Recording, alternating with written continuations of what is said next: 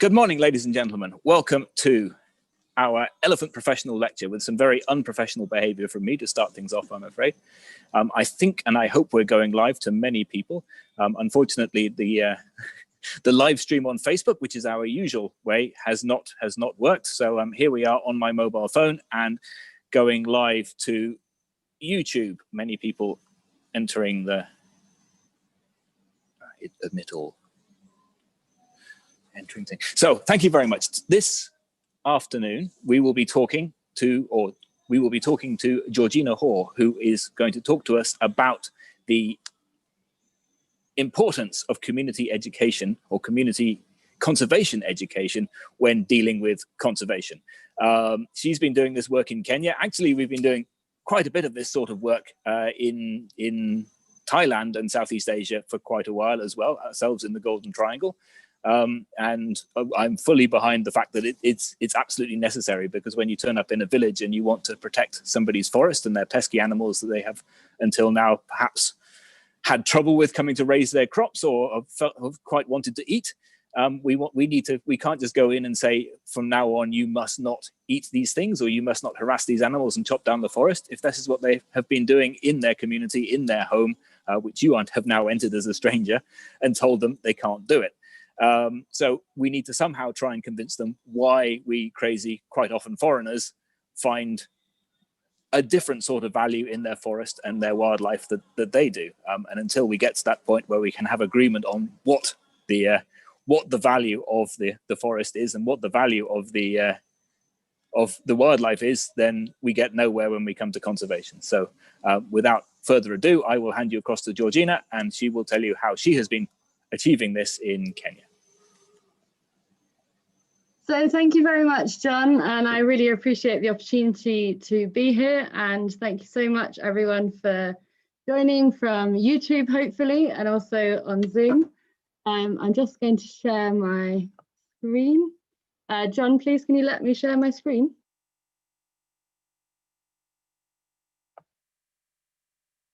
John? Oh, can you let me share my screen, please? It had to be John Weber. Sorry, everybody. This is the first time I've ever done this on my mobile phone. Share screen on. Allow try that. Okay, thank you. Sorry about this.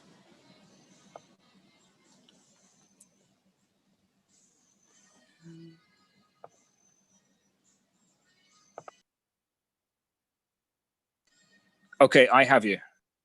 Okay, great.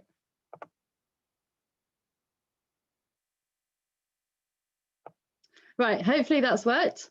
I would just like to welcome everyone, and a huge thank you to the Golden Triangle Asian Elephant Foundation for having me today. I'd also thank Wildlife Direct, because I see a few of you are here, and also Anthony, who very, very kindly gave me an award to fund some of this research. So I'm really, really happy and grateful that Anthony can be here today. And welcome to my parents who are next door watching, hopefully live on YouTube. So my talk is about conservation education and human-wildlife conflict. So this was a project done through Wildlife Direct. So just a little introduction and a little bit about me. So obviously on this platform, it's an elephant conservation organization. So I have to be biased towards elephants in this talk, which is great because I love elephants. I'm an elephant enthusiast, and I did actually work with Save the Elephants as an intern in Kenya. And that is the reason I have a huge interest in human-wildlife conflict. It's from personal experience of living in that camp, seeing elephants that had been injured by people, but also seeing the other side of the coin, where there was a child in a village that got taken by a lion while I was there. So I really got a real deep understanding of these issues from personal experience, not just from kind of reading in books and stuff. I saw the reality of the pain of either side. So I did a BSc in zoology and a master's in environmental and sustainability education from the University of Edinburgh. And this is quite relevant in terms of all of that, because I have just been accepted to go and get a job in Thailand. So John, I'll definitely be coming to visit you in your project. That would be wonderful. As an environmental education facilitator. So my kind of future goals, I'm really, really passionate about conservation education, the human dimensions of wildlife and wildlife protection, but also elephant conservation in general. Like, I would love to work in wildlife conservation, protecting elephants. Right, so what was my project? My project, the title was Wildlife and Indigenous Communities in Kenya, the Influence of Conservation Education in Achieving Coexistence. So that was a very powerful and big project to delve into, and I really, really enjoyed doing that project. So the research says that more social science research and conservation is needed.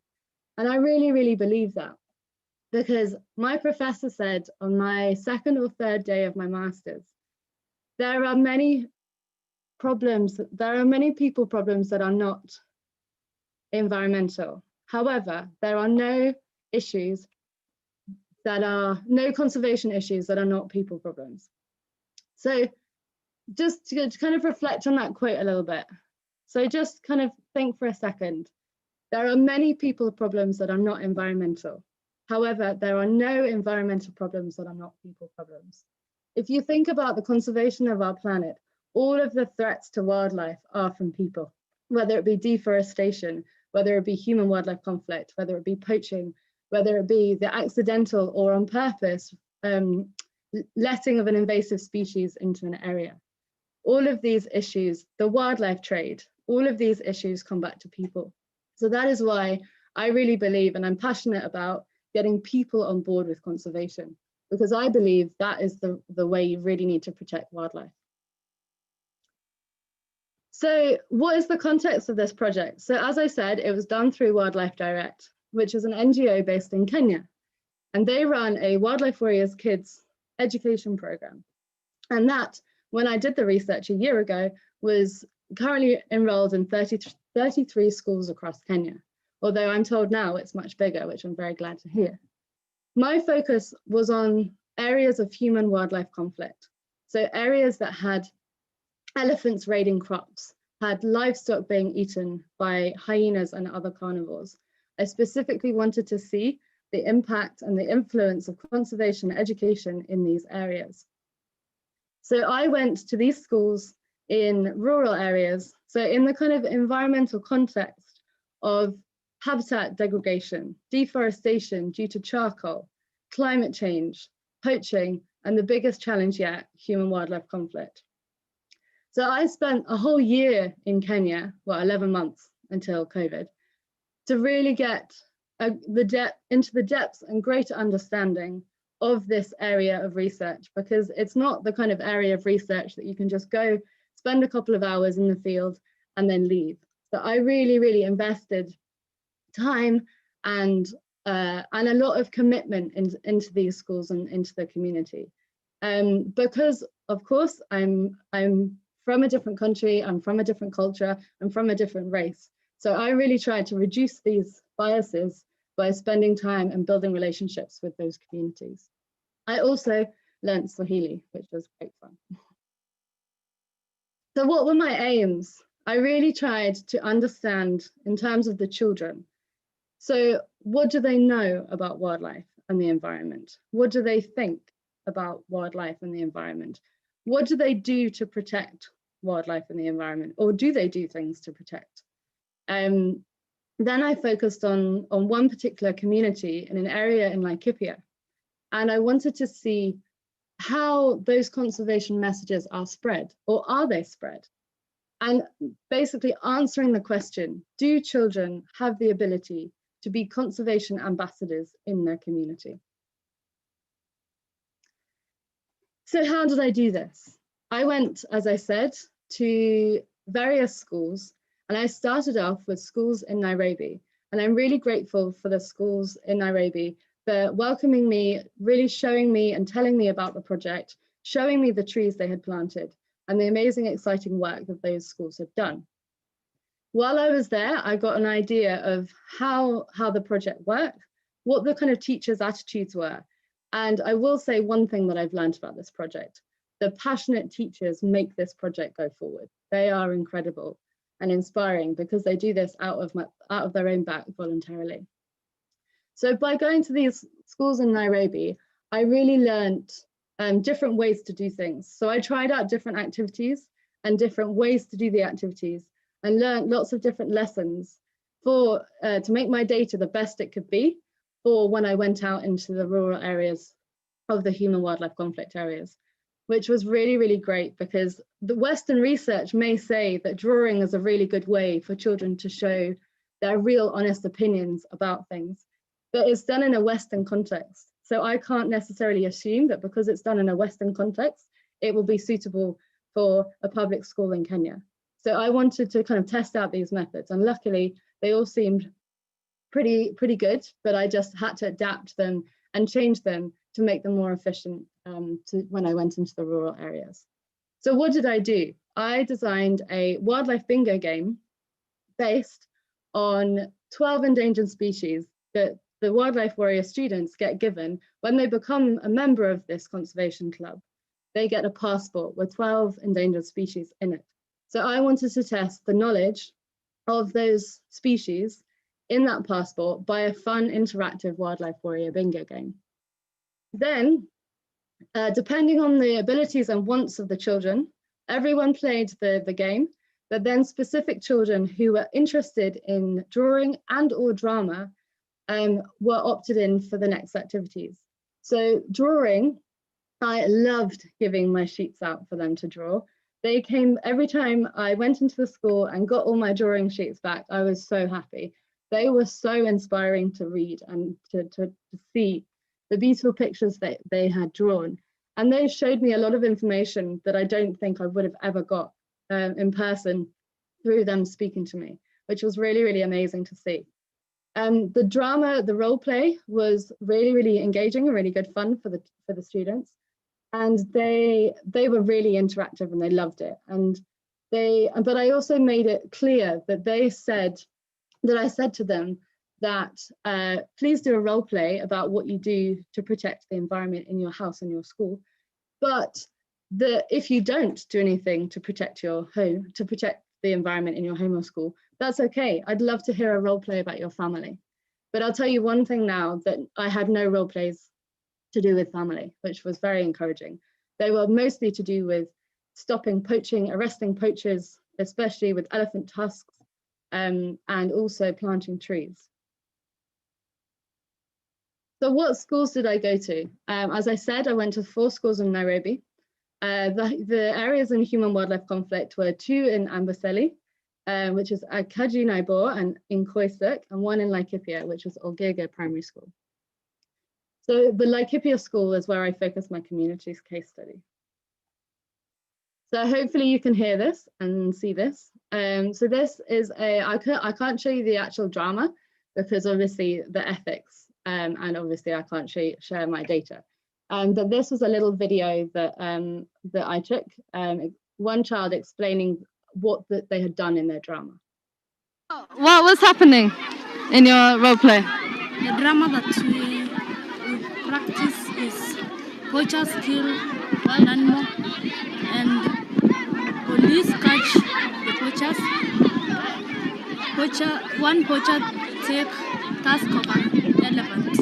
Okay. And the hyena feed on the dead animal that poachers kill. Okay. Sawa, asanteni. So as you can see, they really got the message that say no to poaching, and actually arresting poachers is a really important thing that people can do to protect wildlife.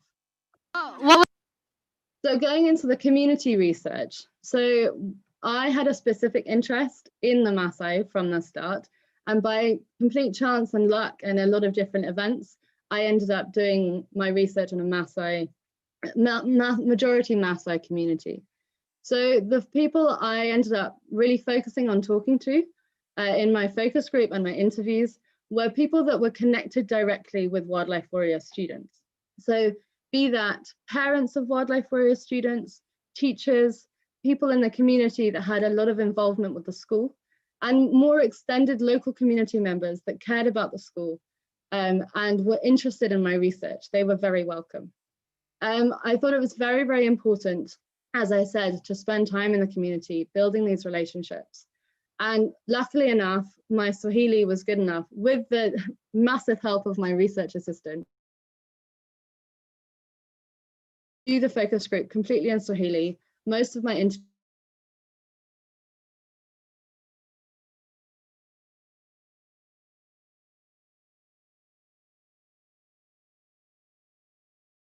the language was a really, really big thing, because the 2 interviews that were in Ma, I did feel like I lost a lot of meaning. So I think the Swahili was a massive, massive help. So what did I try and find out? I wanted to know, how do they know about wildlife warriors? What do they know about wildlife warriors? And the kind of the historical context of their community. What was their situation in the past, and how do they think wildlife warriors has benefited their community or not benefited their community? I really wanted to kind of understand the educational challenges, the human wildlife conflict challenges, and also just general community challenges within the context of a Maasai majority village with different tribes. So there's a Maasai Samburu mix, and also Turkana, Kalenjin, and Kikuyu as well. So it was a real interesting cultural mix of people, which made it a very kind of inspiring place to do my research. So what were the issues of human wildlife conflict that they experienced? The major thing was hyenas killing livestock. Every single person I spoke to talked about the threat with hyenas. And one person said to me in a direct quote interview that when a Maasai and a hyena come together and there's a goat in between, it's war. So they obviously had a lot of challenges with hyenas, and also they mentioned leopards and sometimes jackal coming and taking their livestock. This is also in the extended kind of context of the Maasai culture being all about livestock. So they were really deeply hurt by these incidences of human wildlife conflict, because their livestock is their livelihood, it is their everything. So it was, yeah, you could definitely see that it was a huge, huge issue in this community. In the extended area, of course, I've got to go back to elephants, but this is the truth. There was elephant crop raiding, and one particular Mazay, which is elder I spoke to, spoke about his whole, like, I think 3/4 of his maize crop being completely destroyed by elephants. A lot of the teachers and the mothers in the focus group talked about the fear of elephants when walking to school in different areas at different times in the year. And I actually read about an article in my research that said of another school in Kenya, that actually their grades were reduced because of them not being able to get to school in time and missed out school time. But I can say that in that school, the teacher said that it was okay because it was seasonal, but it doesn't mean that it's not an issue.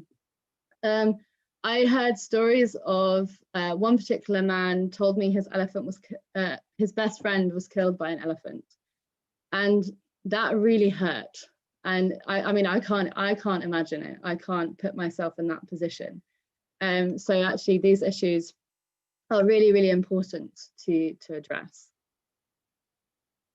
So why was my research different? I believe it was different because I spent months becoming part of this community. I was immersed in everything.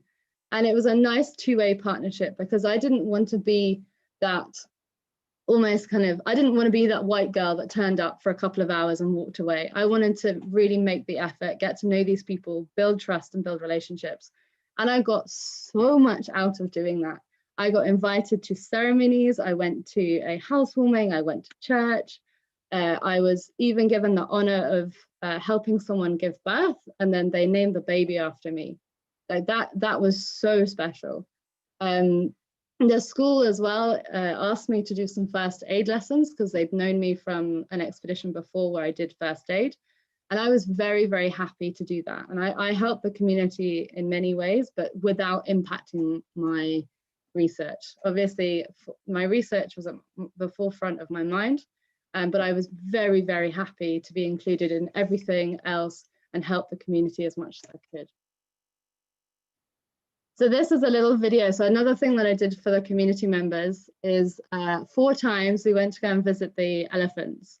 And in an area close called Il Palais, it was about a 40-minute drive, and I took them in the community car, paid for fuel, and we went and we looked at a watering hole, completely community land, not in national parks. It was so special to see wild elephants with teachers, with the headmaster, with community members, and I changed the people every time, and kept some as well. So that was a really, really special moment to kind of enjoy wildlife together and kind of share stories about that. And this was on one of the little elephant trips we went on. Wildlife warriors! Wildlife warriors! We are the wildlife warriors! So community life was a real reality for me for those few months, and I learned so much from them. And one of the things that I was really privileged to happen is I got given a baby goat. I got given 2 baby goats actually, and that is me and my baby goat Georgina on the right. And another thing that I did that was interesting with the community is I went to this Maze's house to see his situation. He was the father of a wildlife warrior child. And I heard that he had beehives. So I went and I was interested and I saw his beehives. And after all the research side of things were done, so the interview and everything, I then said, actually, I was an intern with Save the Elephants, and I did some time at Elephants and Bees. So maybe I can help you. And he was the one that had the elephant crop raiding. So I spent the morning with Lucy King's manual on elephants and bees, teaching him how to make a beehive fence. So bees are a natural deterrent for elephants. Elephants are scared of bees. And so I taught him that he could make a fence with his beehives around his area of crops, so that hopefully in the future, he can be encouraged to be able to plant maize again. I'm really, really excited to go back and see how that is going. Obviously, because of COVID, I wasn't able to go back. But that was an amazing experience. But I also got too close and the bees came and stung me. So that was a bit of an interesting experience.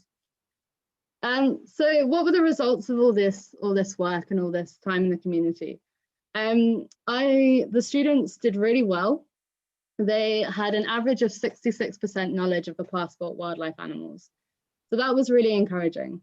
And the themes of the drawings were kind of natural features. Their kind of idea of their perfect environment included rain and mountains and wildlife and trees. And they talked about planting trees. And one thing they said was that what they loved about wildlife and what they didn't like about wildlife was interesting, because they actually said things that they didn't like about wildlife were things that humans did to destroy wildlife and to destroy the environment.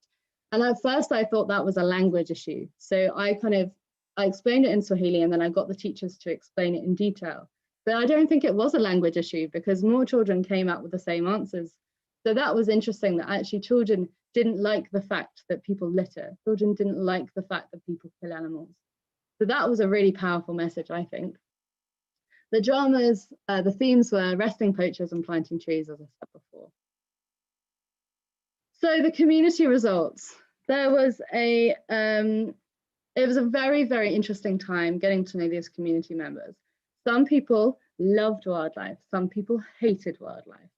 And it all depended on the experience they had with human-wildlife conflict. Every single person I spoke to talked about the loss that they got from wildlife, be it the injury of a friend or hyenas eating their livestock. There was a lot of different challenges in the community. And change takes time. One of the elders said that I think the community does embrace change, but it's going to take a lot of time.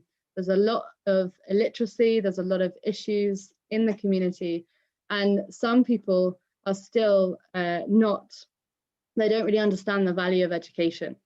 So that's a real challenge for that school, because some of the families don't even pay school fees because they don't see the benefit in it. So if they don't value education, then it's difficult to value conservation education. But all of them spoke about their specific cultural relationship with the land, with the trees, and different kind of animals have different cultural significances. So that was really interesting to hear and find out. And they all spoke about a wanting and a need for coexistence. So one behavior change that I really noticed in this community was the start of shambas. So shamba is the Swahili word for farm. And by a shamba in this context, I mean a kitchen garden.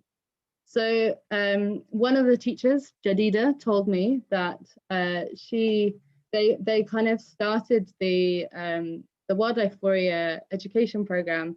The shamba at the school was really important because it stopped, or it deflected, gave them an extra source of food and food security, rather than the community going for bushmeat, which I'd heard rumors of bushmeat being kind of happening in that community, but I had no evidence.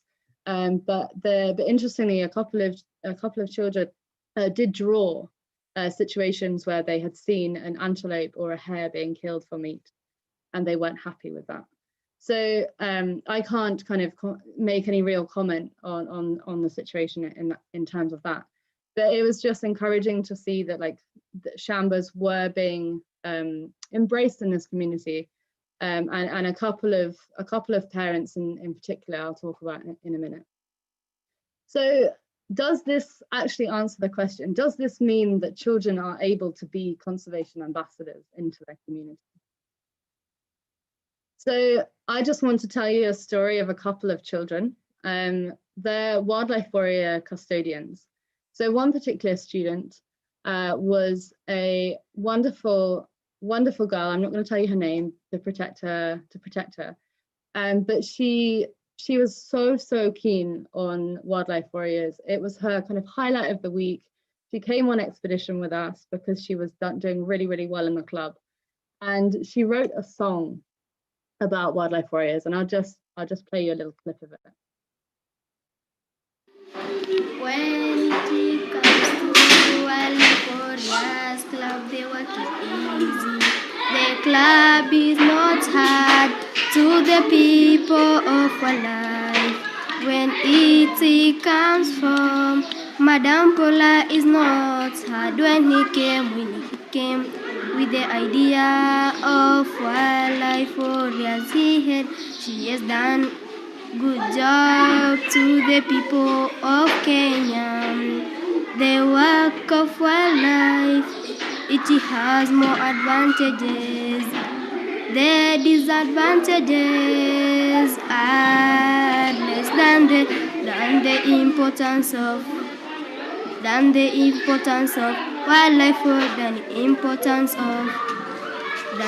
importance of the club. When it comes for the environment, the peoples of the schools are doing the best work. When you move to the schools, you can find more trees. They have got the importance, and they have knew the importance of trees. Let us Kenyans wake up and say no, say no, say no for cutting. Say no for cutting of trees. Say no for poaching.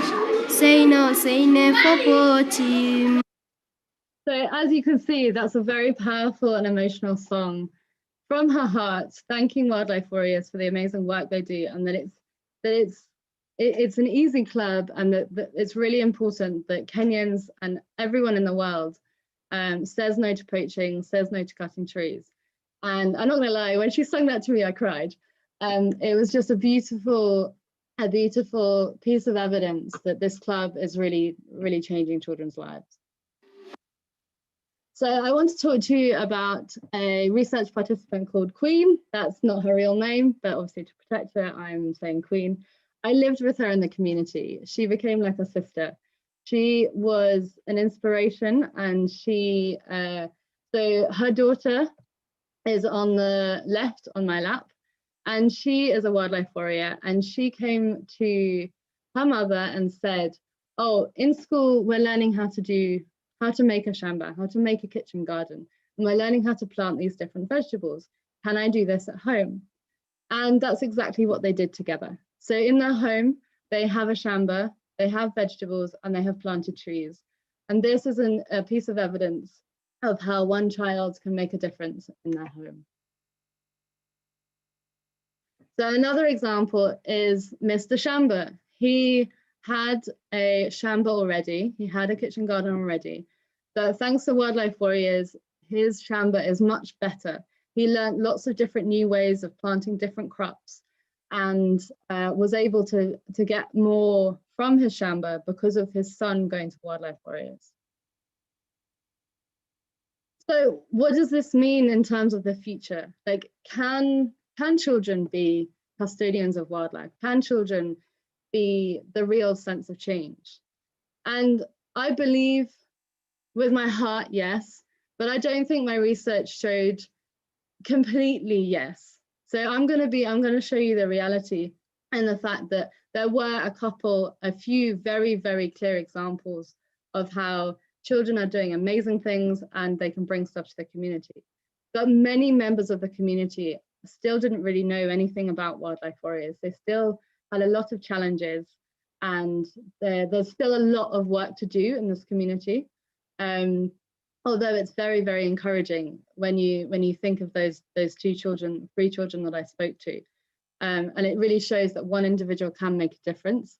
But I can't say with full authority that children are the ambassadors of conservation messages, because a lot of messages were still not getting through.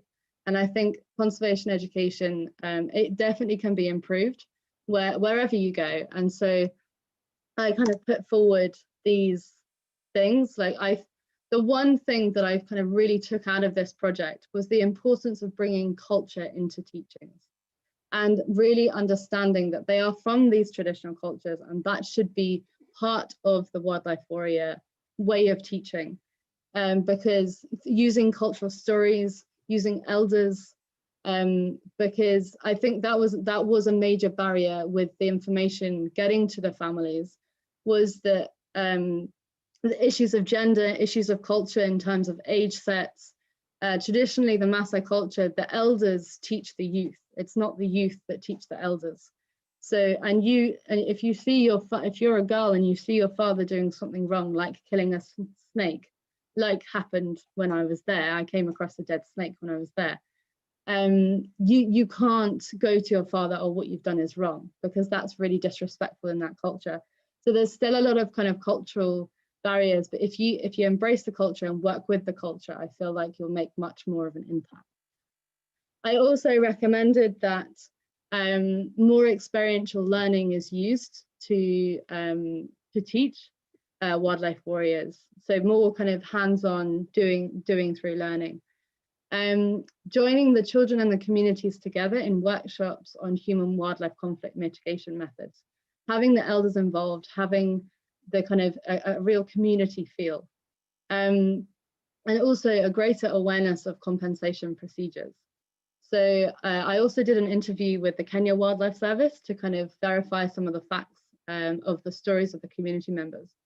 And he did say that that area was a real kind of hotspot for human-wildlife conflict. But yeah, there was an obvious kind of lack of awareness of compensation schemes for if you do have an incidence of human-wildlife conflict. But again, there are barriers to that because of illiteracy and not understanding the forms, etc. So that would be a good thing to think.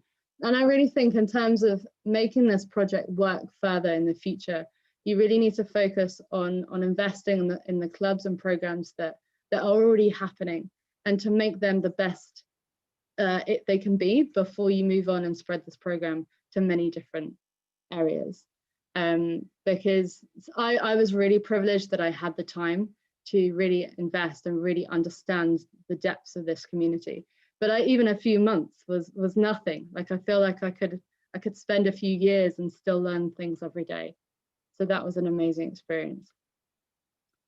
So I just wanted to kind of bring my talk to a close and just say that I believe conservation research and environmental education are really, really important. But it's really important to try and understand these issues from a community point of view and really include communities, because without them on board, it's kind of in vain. And you need to empower them to have a voice and to kind of understand these issues. And giving kind of aspects of like education for sustainable development in terms of working with elephants, working with cheetahs, working with leopards, working with lions, is I think the most powerful thing you can do as an early career conservationist, is to kind of get the people on board to protect wildlife. Thank you very much. Thank you very much for that, Georgina. Fantastic talk, very, very fascinating. I love the way that you were getting involved with telling them not only, I know conservation and litter are the same things sort of in our brains as well, but too often not littering is something that is left out. Just before our traditional musicians behind us get too close, can I ask a question? Yeah, please. You said that there were, you had 2 steps, so you involved the entire class in the 1 step, and then the rest you moved on to drama and other things. How many people, or what percentage roughly, did go up until to the 2nd level? So all of the students in the Wildlife Warriors Club did the game. They all got engaged and active in that. The drawings, it did depend kind of class by class. Like sometimes I got maybe like 15, sometimes I got 40. So yeah, it depended on the school. But the drama is like, yeah, again, it depended on the school, but sometimes you'd have small groups of kind of 8 to 10. Other times you'd have like 3 or 4 groups of 7 or 8. So yeah. Okay, great. There are plenty of people on the Zoom. Would anybody like to unmute themselves and ask a question? Yes, please. I'm Anthony Ellman. I was chair when Georgina was doing her research of something called the Tropical Agriculture Award Fund. This is a fund which was set up to help new graduates, people like Georgina, to get new experience in international development. And I'm really happy to have heard Georgina's talk. She was one of our awardees, and she did very interesting research, as we've all heard. Our aim is to help people to move from their training into development work. And it's great news that Georgina has found employment on this project in Thailand, as I understand it. Unfortunately, I don't have a lot to add to what she said. I think she's absolutely right that things have to start with the younger generation if conservation and development and the links between them are going to be taken on board. So I think it's great what she's done and what she's presented. And I want to wish her all the very best for her future work. Unfortunately, I have to opt out in a couple of minutes because I have another engagement in 10 minutes. But thank you very much for the talk, Georgina, and thank you for the opportunity to make these few points. Bye-bye. Thank you, Anthony. Very grateful you could be here.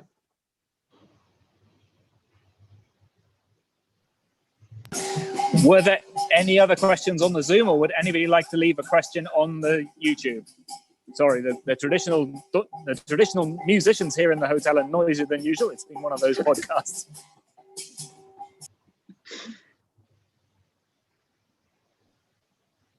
From YouTube, unfortunately, we don't have any question. I cannot access to ask the question from YouTube.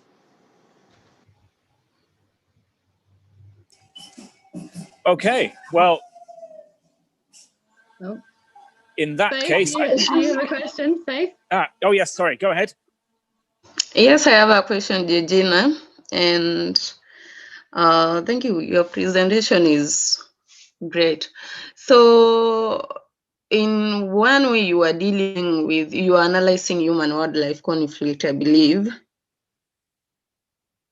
Yes. Well, I was getting at their kind of attitudes towards human-wildlife conflict and trying to understand like their local stories, the community's perspective on it and their challenges of it. Yeah. So what are some of the ways that you found out that the community were using to prevent human-wildlife conflict to happen? Good question. So they had the kind of traditional fences that were made out of acacia trees around their bomas, and obviously they tried to kind of build it out with bits of wood and like using traditional methods. But they kind of when it came to wildlife, they talked about the fact that they loved them, but not when they cause a problem or not when they're close. So basically there was a real need for kind of real teaching on human wildlife conflict mitigation methods that are more than the traditional methods. Okay. I also believe while you are interacting with the community, you are creating environmental conservation awareness to them. Mm-hmm. There is a difference between the mature people and the children. Between the two categories of the groups, which one did you encounter maybe difficulties in creating awareness, or were they just the same? No, they definitely weren't the same. I think children are much more engaged and much more kind of obviously there is that cultural respect that adults know more than you and you will say, but there's the kind of the elders. It was a struggle because some people had completely negative views on wildlife because all they had experience of wildlife was human wildlife conflict. So it's quite difficult to kind of change those views, and for me, like especially, I don't live in a community where elephants come and raid my crops. I don't live in a community where my whole bank account is taken by a hyena.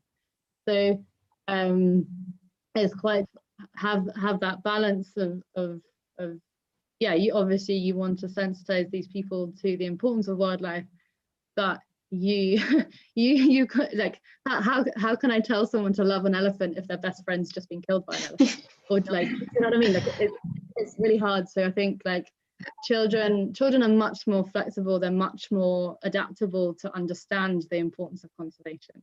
So children definitely are easier. Okay. Thank you, Faith. Can I ask a question? Can you hear me? Yes. Yes, okay. Sorry, I'm struggling with my connection.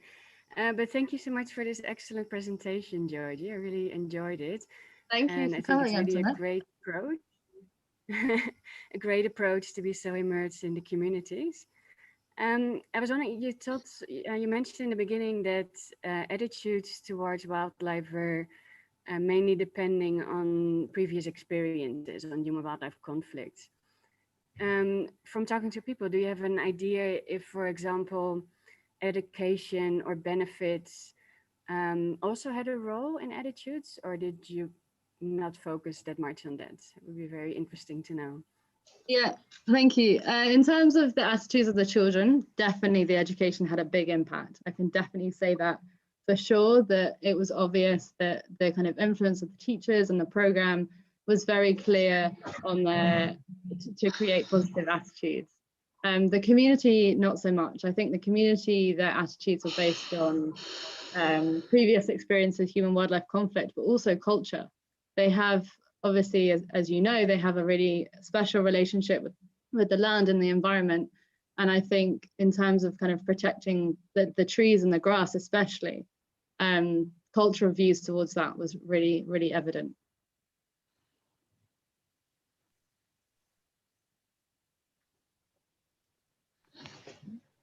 Yeah, thank you so much. That's really interesting. And yeah, I'm not sure if you're working on a publication, but I would love to read more about it. Thank you. I am working on a publication. It's just taking its time. As always. Thank you, Antoinette. Will you get it written before you move to Thailand? That's the question. Well, it's already written. It's just in draft. I'm waiting Oh, for my... okay. Yes, I understand these things. Okay, fantastic. Are there any other questions on the Zoom? Would anybody like to unmute yourself and ask? Yeah. Hello, Georgie. Thank you so much for a wonderful presentation. Really enjoyed that. My question is about the compensation you mentioned, where there's a wildlife human conflict, and I'm just wondering whether you saw that was happening, if like the person you mentioned who the friend was killed by an elephant. Is the compensation scheme working from the government, where they compensate people who've lost their livelihood or somebody have been killed by an elephant? Thank you, Mary. Very good question. It always goes back to politics. Try to avoid the political side of it. But no, it's a very fair question, and I don't think back then. I think the example that you're talking about, I think he was compensated, but very, very little money. And I think now it's a real struggle for people to get compensation. It can take up to 2 years, and it's a very complicated process. But of course, like, it is there. But the community members had almost given up on bothering trying, because it takes so long and it's such a complicated process. So is it working? I would say not really. Okay. Thank you. Welcome. Thanks, a great question. Unfortunately, too common around the world, that situation. Whereas there may be schemes in place, but they don't seem to be keeping people satisfied. Any further questions on the Zoom?